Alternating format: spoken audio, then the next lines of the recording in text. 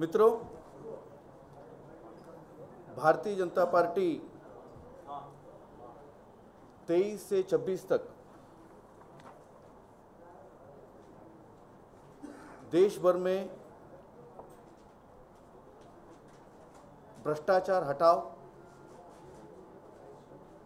कालाधन वापस लाओ, लोकतंत्र बचाओ महाअभियान करने वाली है। देश के 100 से अधिक संभाग केंद्रों पर डिविजनल हेडक्वार्टर्स में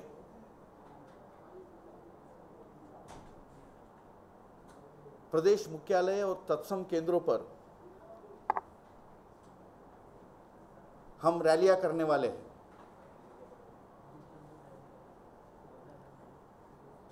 इन रैलियों में भारतीय जनता पार्टी के सभी राष्ट्रीय नेता,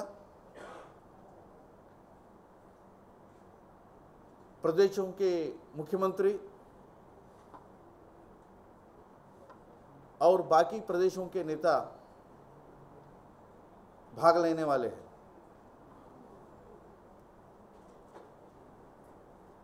पिछले शीतकालीन सत्र में भारतीय जनता पार्टी ने संसद में 2G spectrum, Adarsh housing society, ISRO S band और कॉमनवेल्थ गेम्स के बारे में पोल कॉल किया था। हमारे पार्लियामेंट्री पार्टी के अध्यक्ष माननीय आडवाणी जी, दोनों विपक्ष के नेता सुषमा जी और अरुण जी के नेतृत्व में इन सारे घोटालों के बारे में शीतकालीन सत्र में और बाद में भारतीय जनता पार्टी लगातार संघर्ष कर रही है। हमने देश भर में रैलियां भी कर चुके हैं और ये बड़ी खुशी की बात है। यानी भारतीय जनता पार्टी ने जो मुहिम शुरू की है, इसमें बाकी लोग और आम जनता भी जुड़ गई है। आज के दिन में ये पूरा देश में एक जनता आंदोलन यानी एक पीपल्स मूवमेंट बन गया है और करप्शन के खिलाफ जो ये क्रूसेड है, एंटी करप्शन क्रूसेड, उसमें जो कोई पहल कर रहे हैं और समर्थन दे रहे हैं, उन सब का हम स्वागत भी करते हैं और समर्थन भी देते हैं,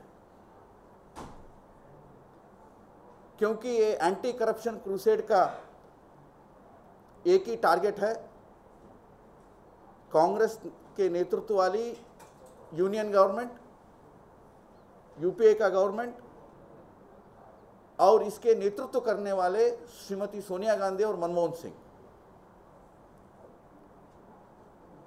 राजा, कानीमोरी, कलमाडी,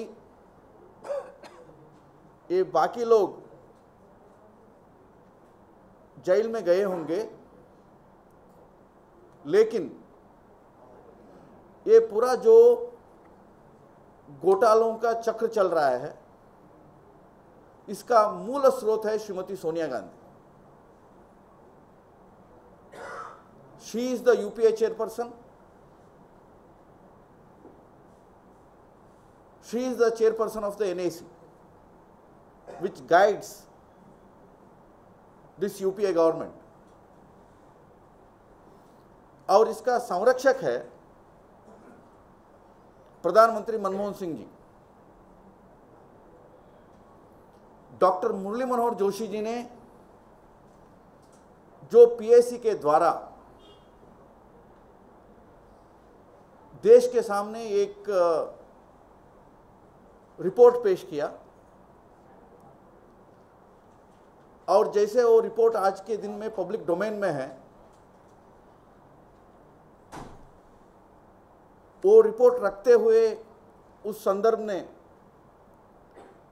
जो प्रधानमंत्री मनमोहन सिंह जी हम खुद हाजिर होने के लिए तैयार थे, लेकिन उनके कार्यालय के एक सचिव को हाजिर करवाने के लिए कांग्रेस वाले आपत्ति कर रहे थे।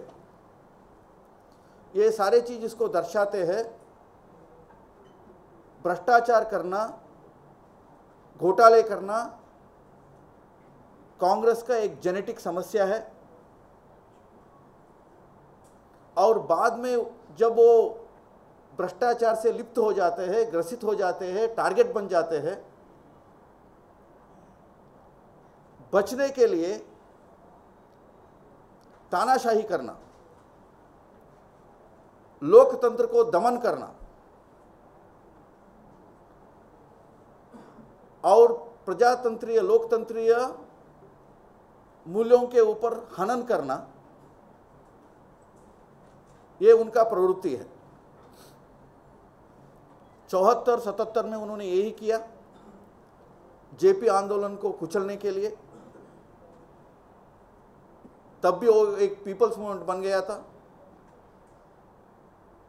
89 में बोफोर्स के संदर्भ में फिर से कांग्रेस ने यही रवैया अपनाई, और फिर एक बार अभी 2010 और 11 में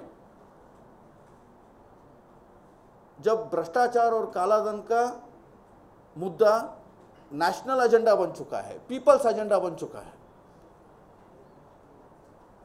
हर एक को लगता है इसका समाधान होना चाहिए,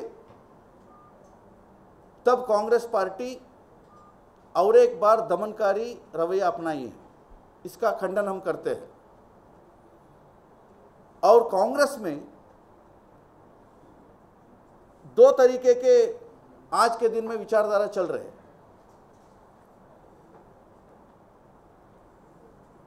एक पॉलिटिकल अप्रोच रखने वाले, एक पॉलिसिंग अप्रोच रखने वाले। प्रणब मुखर्जी, ये बाकी सब पॉलिटिकल अप्रोच रखने वाले, और गृह मंत्री चिदम्बरम जी और दिग्विजय सिंह और बाकी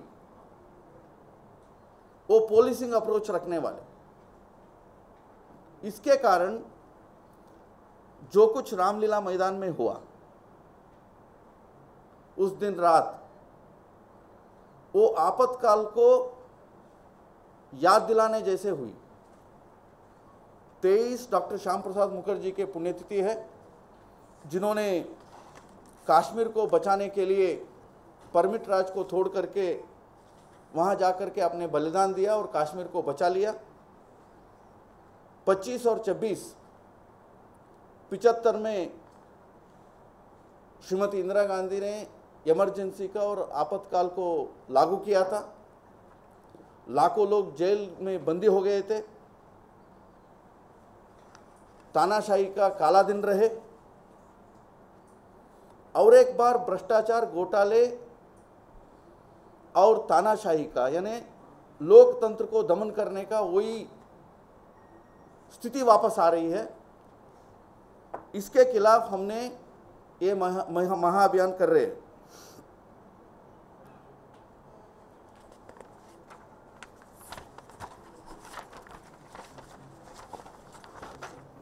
मित्रों, जो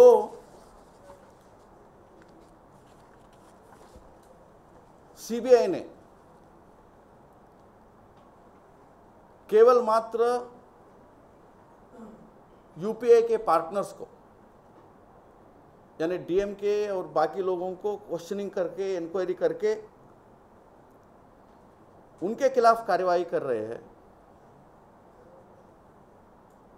लेकिन पीएसी का रिपोर्ट का तथ्यों को देख करके